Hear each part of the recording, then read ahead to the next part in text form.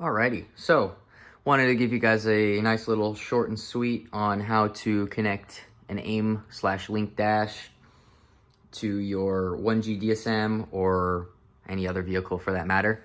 First things first, you're gonna need a standalone that has CAN bus capability.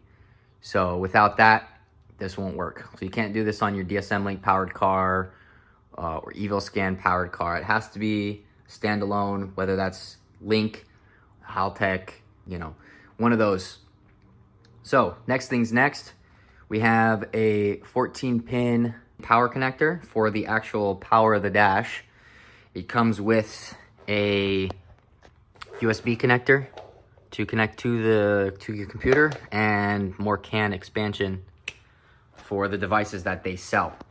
So to make this easy for me, I went ahead and installed a DT4M connector on the end of this, and we'll be installing my jumper, my extension. There we go. Okay, so that's gonna connect, and this side is gonna connect to my splitter.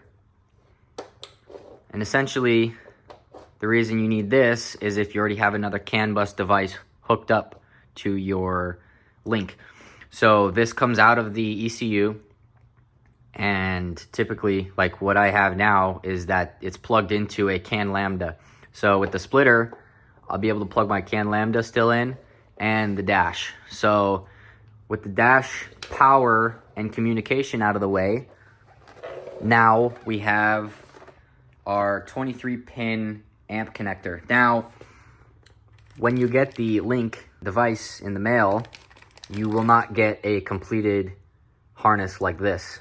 You will receive a bare, unterminated connector that you would have to populate yourself. Now, to save myself a little bit of time, make my life a little easier, I went ahead and just purchased a pre-made, ready-to-go amp connector. Don't worry about this. There's just some extra wires that you don't use in this bundle here. But essentially, this allows you to run the turn signals, fuel level, oil pressure light, coolant temperature light, whatever the case may be, you can run it on this. So you have I believe 8 channels on here. Double check. Yeah.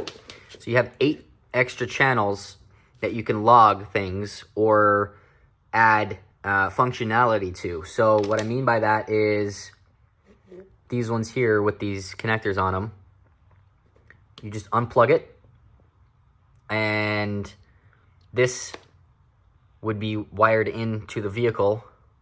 So let's say this is your turn signal, left turn signal. You put that on analog channel 7, just for instance. Get this line back up. All this stuff is very small.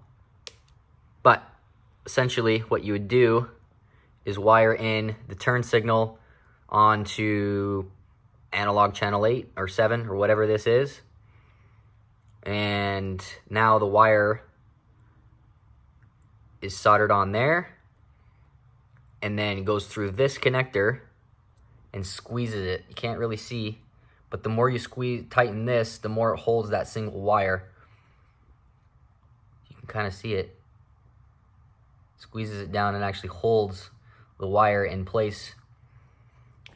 So not only do you have extra loggable channels, but you have the ability to have a working fuel level gauge, turn signals, high and low beam, coolant temperature light, whatever you name it, you can do it.